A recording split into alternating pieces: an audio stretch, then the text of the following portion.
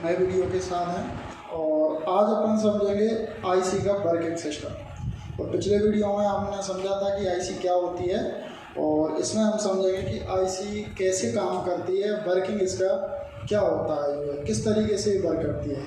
तो सबसे पहले हम समझते हैं आईसी जो काम करती है, जो जैसे हमारी इलेक्ट्रॉनिक्स डिवाइस करती थी वैसा ही काम हमारी आईसी करती है जो है। तो यहाँ पे 3 मुख्य काम आईसीओ के हैं। जैसे आईसी से हम क्या वोल्टेज रेगुलेशन करा सकते हैं, ठीक है। आईसी से हम स्विचिंग वर्किंग करा सकते हैं, आईसी से हम एम्पलीफाइड करा सकते हैं जो है। तो वोल्टेज रेगुलेशन जैसे हमने जीना डायोड से किया था, सबसे पहले जीना डायोड से भी वोल्टेज रेगुलेशन किया जा सकता है, लेकिन उसके साथ कुछ डिवाइस लगाने की ज़रूरत पड़ती है, सर्किट बड़ा बनता है, एक डिफरेंशियल सर्किट बनता है।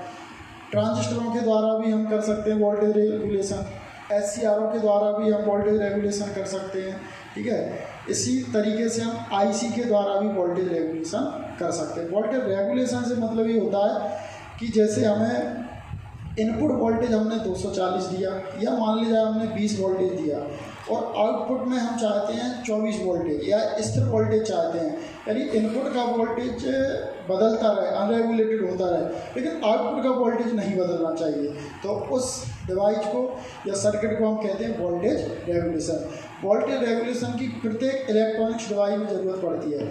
जैसे चाहे हमारी टेलीविज़न हो, रेडियो हो, मोबाइल हुआ, तो मोबाइल का चार्जर हुआ तो हम क्या 230 देते हैं, लेकिन वो आउटपुट देता है 3.7। तो हम इनपुट में अगर उसको 200 भी देंगे, 200 वोल्टेज भी देंगे, तो आउटपुट में क्या है वो 3.7 ही देता है। यानी इनपुट आपका कम रहे या ज़्यादा रहे, आउटपुट पर कोई असर नहीं पड़ता। अगर इनपुट में कम हो जाएगा तो आउटपुट में भी अगर कम हो जाता है तो हमारे उपकरण सही वर्क नहीं करते, इसलिए वोल्टेज रेगुलेशन का प्रयोग किया जाता है सबसे पहले।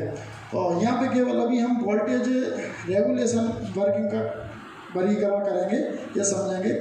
वोल्टेज रेगुलेशन भी 2 तरीके से हम कर सकते हैं, एक स्थिर वाला होता है और एक समायोजित वाला होता है। स्थिर वाले का मतलब ये होता है कि आउटपुट केवल हमें 12 वोल्ट ही चाहिए, तो वो केवल आउटपुट 12 वोल्ट ही देगा।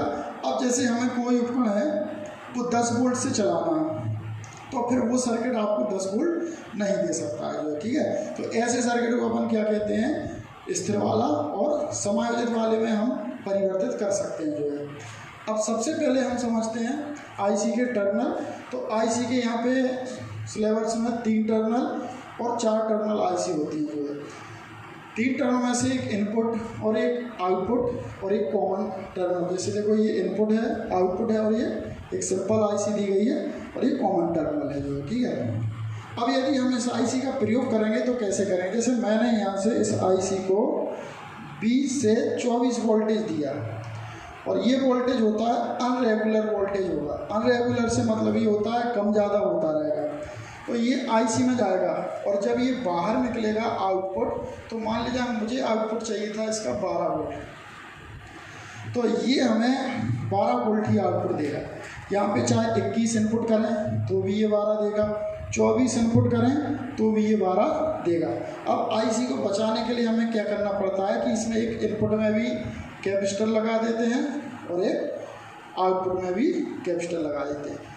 इनपुट का कैपेसिटर क्या करता है कि यदि इनपुट में वोल्टेज स्पाइक होगा, यानी एकदम से कम ज़्यादा होगा, तो हमारी आईसी का ख़राब होने का डर रहता है, यानी वर्किंग इसका बिगड़ सकता है। तो इसलिए हमें इनपुट में एक C1 लगाना पड़ेगा और जब आउटपुट वोल्टेज मिलता है तो उसमें भी एक C2 लगाना पड़ता है, यानी आउटपुट जो वोल्टेज निकले वो हमारा 12 वोल्ट ही रेगुलेटेड निकले, यानी कम ज़्यादा ना निकले। ऐसे ही देखो हम एक दूसरा सर्किट समझते हैं 78-12 वाला। 78-12 से मतलब होता है धनात्मक। ये एक चीज़ हो रहा है, धनात्मक और ऋणात्मक दोनों तरीके से हो सकता है। धनात्मक उपयोग कर रहे हैं मतलब क्या है, वोल्टेज ये बढ़ के देगा, ठीक है, और अगर ऋणात्मक प्रयोग कर रहे हैं तो वोल्टेज ये क्या करता है, घटा के दे सकता है। इस सर्किट में यहाँ से भी हमने मान लीजिए ऐसे ही 20 से 24 वोल्टेज इनपुट किया, ठीक है।